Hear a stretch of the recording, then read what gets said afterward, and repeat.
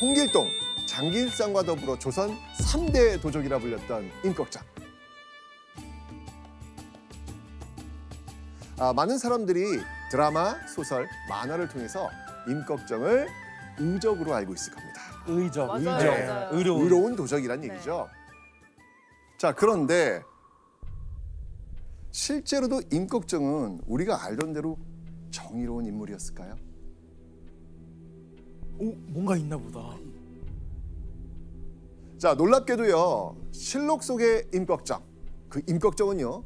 우리가 알고 있는 것과는 정반대입니다. 에? 근데 대부분 의적으로 알고 있잖아요. 그러니까요. 자, 그렇다면 조선 조정에서는요. 임꺽정을 대체 어떤 모습으로 기록했을까요? 보시죠. 도적의 도목 임꺽정이 흉악한 무리들을 불러 모아 사람을 죽이고 재물을 빼앗는 등 못하는 짓이 없더니 심지어 관군에 대적하여 왕사를 죽이기까지 하였습니다. 아니, 의적이 아니네요? 그렇죠. 흉악한 도적의 도목 임꺽정이 사람을 함부로 죽이고 재물을 뺐더니 심지어는 관리까지 죽이며 나라에 대적했다는 겁니다. 자, 이 실록 기록 어디에도 임꺽정이 백성을 도왔다는 말 있습니까? 없습니까? 없어요. 없습니다. 그런데 이상하지 않습니까? 실록의 기록과 달리 우리가 봐온 드라마, 소설 여기서 임꺽정은 의적으로 등장합니다. 그죠. 자, 그렇다면 여태껏 임꺽정은 왜 의적으로 기억된 것일까요? 오늘의 주제, 조선판 범죄와의 전쟁. 조선을 뒤흔든 세기의 도적 임꺽정의 모습을 벗겨보겠습니다. 임꺽정은요, 길에 널린 그 갈대를 베어가지고 고리, 삿갓, 집신 같은 그 생필품을 만들어 팔면서 생계를 이어갑니다. 그리고 이때 그런 임꺽정에게 귀가 번쩍 뜨이는 정보가 들려옵니다. 북서쪽에 있는 황해도가 기회의 땅이라는 겁니다. 기회. 황해도 기회의 땅. 자, 당시 황해도 해안에는요, 이것이 아주 넓게 펼쳐서 아주 유명했거든요. 무엇일까요? 해안에. 바로 노전. 이건 뭐냐면요, 바로 갈대밭이에요. 갈대다. 아까 그 백정이 네네네네. 갈대 쓴다 했잖아요. 맞습니다, 맞습니다. 황해도 연안에는요, 황무지가 길게 이어져 있었는데요. 그곳에는요, 갈대가 어찌나 빼곡하게 잘 자랐는지 닷전자를 붙여가지고 노전이란 말을 만들어서 부를 정도였습니다. 그 갈대가 임꺽정이 살던 양주와는 비교도 안 될 정도로 어마어마하게 많았던 겁니다. 게다가 당시 황해도는요, 위로는 명나라, 아래로는 한양이 있었습니다. 그러니까 황해도가 명나라와 그 한양을 이어주는 무역의 중심 교통로였던 겁니다. 와, 귀한 곡물을 싣고 명나라와 한양을 오고 가는 사신들은 물론이고요, 일반적인 상인들도 많은 물자를 가지고 황해도를 지나갑니다. 자, 이때 임꺽정의 머릿속에 확 하고 번뜩이는 생각이 떠오릅니다. 만약 황해도에서 고리나 삿갓, 집신을 만든 다음 사신이나 상인에게 팔면 어떨까? 그런데 임꺽정의 희망이 와르르르르 무너지는 일이 벌어집니다. 하하, 대체 무슨 일일까요? 거짓 정보인가? 이곳에서 생산되는 갈대를 가지고 도리어 그곳 백성들에게 팔아서 많은 이익을 얻습니다. 누가요? 자, 백성들에게 갈대를 팔아서 이득을 얻느니 대체 누구였을까? 관리들. 와. 범인의 정체는 당시 조정을 장악한 권세가들이었습니다. 임꺽정이 살던 시기는요, 조선의 13대 왕 명종이 재위하던 시기였습니다. 그리고 당시 수렴청정으로 권세를 쥐고 있던 명종의 어머니 문종왕후를 등에 업고 몇몇 권세가들이 조선 전체를 쥐락펴락하고 있었습니다. 당시 상황이 어찌나 심각했는지요. 명종실록을 편찬한 관리가 이렇게 전합니다. 백성의 이익을 빼앗는데 못하는 짓이 없었으니 대도가 조정에 도사리고 있는 셈이라. 대도가 뭐예요? 도둑들. 그렇죠. 권세가들의 탐욕이 어찌나 대단했던지 대도가 조정에 도사리고 있다라고 말할 정도였던 겁니다. 가장 분노할 수밖에 없는 사람은 누굴까요? 임꺽정. 그렇죠. 이전까지는 아무렇게나 배웠던 갈대를 이젠 돈을 주고 사서 쓰라고 하니 어떻겠어요? 화나죠. 열받죠. 열받죠. 황금의 땅인 줄 알고 왔던 황해도에서 임꺽정은 생계를 걱정하는 절체절명의 위기에 맞닥뜨린 겁니다. 자, 그렇다면 조선 조정에선 이 사실 몰랐을까요? 당연히 알죠. 알았을 것 같아. 근데 알아도 이건 너무 심했잖아요. 그러면은 그래도 얘들아 적당히 좀 해줘 이렇게 할 수 있지 않았을까요? 적당히 좀 해줘. 예. 아니나 다를까. 갈대를 베어먹고 사는 백성들의 최소한의 생계는 보장해줘야 한다면서 갈대밭을 돌려줘야 됩니다라는 상소가 올라옵니다. 네, 올라옵니다. 그런데 이런 상소가 올라왔을 때 명종은 과연 어떻게 했을까요? 그게 중요한데. 네, 예. 갈대밭은 내수사에 귀속시키는 것이 옳기에 이미 귀속시키도록 하였다. 갈대밭을 왕실에서 직접 관리하겠다는 겁니다. 자, 그렇다면 임꺽정은 더 이상 갈대를 사서 쓰지 않아도 되는 걸까요? 이거 국가가 관리한다고 하니까? 와. 아니었습니다. 어처구니 없게도 이 조선 왕실은요, 도와주기는커녕 권세가들에게 주던 갈대값을 이제는 나라에 세금으로 내라고 명령을 한 거예요. 그 상소가 그렇게 올라오는데도. 그러니까요. 이런 상황에서 임꺽정이 할 수 있었던 것은 오로지 끓어오르는 분노. 그 분노를 사귀는 일뿐이었습니다. 야. 자, 그러던 1559년 3월 황해도에 흉흉한 일이 연달아 벌어집니다. 약탈과 살인 사건이 연이어 발생한 겁니다. 심지어는요, 대낮에 관아에 감옥을 부수고요, 포조를 살해하는 일까지 벌어졌습니다. 왜요? 화난 백성들이 들고 일어난 거 아닐까요? 네.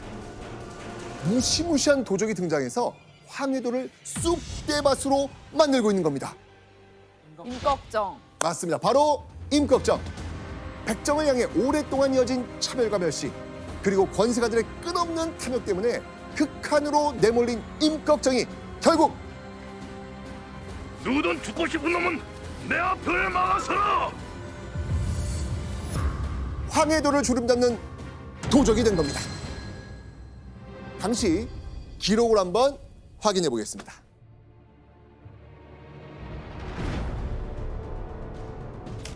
그들의 무리는 8, 9명에 지나지 않으며 모이면 도적이고 흩어지면 백성이다. 자, 임꺽정은요, 도적 무리를 거느린 도적단의 우두머리였던 겁니다. 임꺽정이요, 황해도 지역에서도요 아주 집중적으로 노린 곳이 있었습니다. 바로 한양으로 가는 길목을 노립니다. 왜였을까요? 좋은 물건들이 한양으로 많이 가니까. 그렇죠. 교역을 하니까 거기서. 맞습니다. 한양으로 가는 상인들의 보따리엔 권세가들이 좋아할 만한 귀한 물건이 가득했습니다. 임꺽정은요, 으슥한 산길에 숨어 있다가 그 귀한 물건을 싣고 가는 상인들을 노렸던 겁니다. 자, 그런데요, 얼마 지나지 않아서 조선의 임금 명종까지 임꺽정의 이름 세 글자를 알게 되는 대사건이 벌어집니다. 보시죠. 임꺽정을 추적할 즈음에 패두의 말을 듣지 않고 군사 20여 명만을 주어 초라하고 서툴게 움직이다가 마침내 패두가 살해당하게 되었다.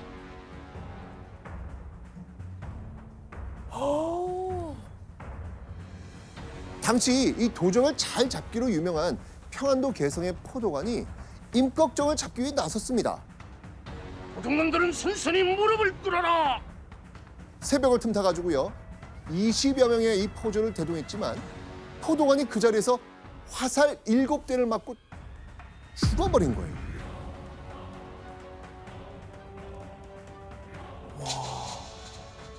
자, 이 일로 임꺽정은요, 한양 조정에까지 이름을 알리게 됩니다. 도적들의 우두머리였던 임꺽정이 관군을 죽인 시대의 범죄자가 된 순간입니다.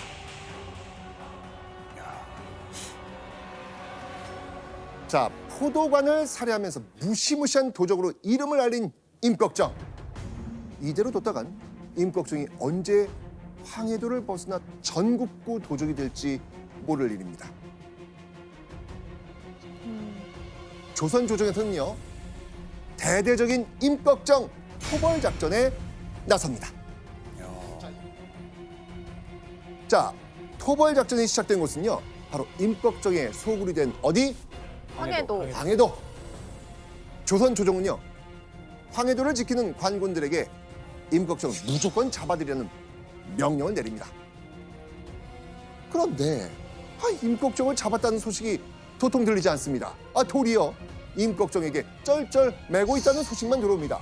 이 대체 왜 황해도 관군은 임꺽정을 잡지 못하고 있었을까요? 왜냐하면 임꺽정과 그 도적단이 기가 막힌 꾀와 전략을 썼기 때문입니다. 관군들이 뭘 보고 이 임꺽정 무리들 추격할까요? 아니요. 발자국, 아니, 발자국. 발자국. 자, 힌트 좋습니다. 정답. 정답. 정답. 정답. 이렇게 뛰면은 발자국이 남잖아요. 네. 지금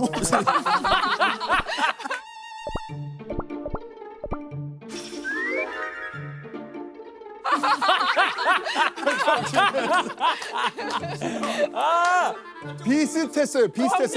오다. 네. 나 가는 길을 모르게 발자국 여기저기 막 찍습니다. 오다. 정답. 네, 정답. 신발을 거꾸로 신어. 정답.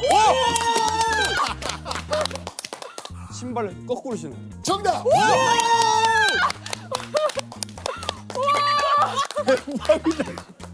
대박이다.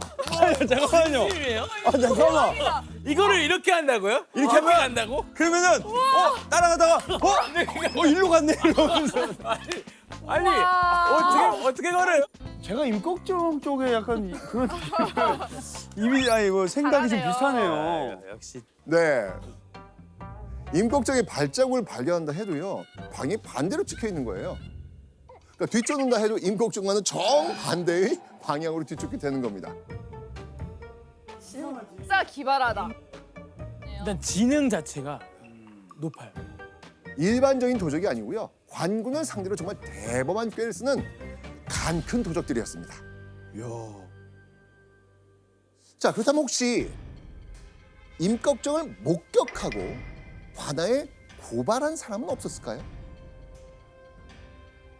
아니요, 그 중에서 몇 명은 그랬을 것 같아요. 왜냐면 또 그냥 일반 양반들도 보니까 이런 차기였던 것 같아요 하고 신고를 하지 않았을까. 아니면 뭐 포상금이 있다면 그런 사람이 있을 수 있죠. 네, 있었습니다. 그런 고발이 있었기 때문에 지방 관군과 임꺽정이 쫓고 쫓기는 추격전을 벌인 거죠. 임꺽정은요, 자신을 고발한 자에게 앙심을 품고 분노에 치를 떱니다. 그리고 결국 임꺽정은 한 마을에서 자신을 고발한 자를 찾아냅니다. 임꺽정 앞에서 벌벌 떨고 있는 고발자. 그런데 이때 내가 고발했으니 나를 대신 죽여주시오. 바로 고발자의 아들이 아버지 대신 자기가 죽겠다며 나선 겁니다. 아들의 이 외침을 들은 임꺽정은요 순순히 아버지를 놓아줍니다. 그렇다면 아들은 어떻게 됐을까요? 아들 살려줘야지. 살려줘야죠. 자료 보시죠. 아들을 결박하여 촌가에 도착하여 밥을 짓게 하고는 둥그렇게 둘러앉아 배를 갈라 죽이고 갔다.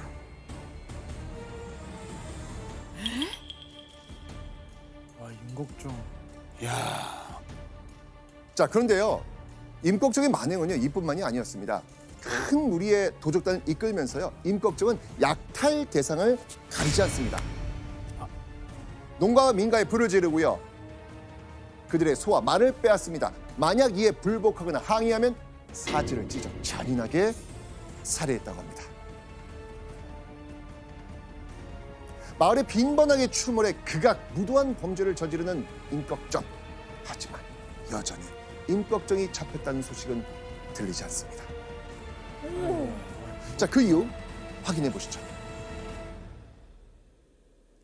살해하는 일을 멋대로 하니 사람마다 그들의 보복을 두려워하여 촌민은 도적에게 침략을 당하고서도 보고도 하지 않고 수령은 도적이 횡행함을 듣고서도 체포하지 않습니다. 자, 임꺽정이 고발자를 처참하게 살해했다는 소문이 파다하게 퍼지면서요 보복이 두려웠던 사람들은 입을 꾹 닫은 겁니다.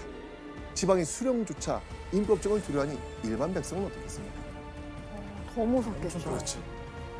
당시 국가의 기강은 백성을 지킬 힘도 없을 정도로 무너져버린 상태입니다. 너무 무섭나 근데 보다. 잠깐 처음에는 약간 의정 그러니까. 느낌인데 점점 약간 좀 그냥 네. 고적이네요. 교수님 그럼 임꺽정이 탐관 어휘는 벌 주고 백성을 막 구했다는 얘기는 다 거짓인가요? 당시 기록이 통치자의 입장에서 서술된 것이기도 합니다마는 임꺽정이 가난한 백성들을 구제하기 위해서 약탈해가지고 나누어졌다라는 그런 기록은 없습니다. 또 아울러서 약탈한 물건들을 자신들의 무리들이 나누어 가지거나 또는 상황에 따라서는 자신들에게 동조하는 가난한 사람들에게 나누어 주었을 것으로는 짐작할 수 있습니다. 앞에서 좀 그런 얘기 다 저는 안 될 것 같아요. 빼주세요. 임꺽정 느낌으로 뭐 생각이 비슷하다 이런 얘기 다 빼주세요. 완전 달라요. 이제 다른 사람이에요. 저랑 스타일이 너무 다르네요. 완전 스타일이 다르나요? 완전 다르죠. 그래요? 네. 당시 지배층 기록인 실록석 임꺽정은 우리가 알고 있던 의로운 도적, 의적과는 거리가 멉니다. 백정이었던 임꺽정은요 살기 위해서 극악무도한 범죄를 저지르는 최악의 선택을 한 겁니다.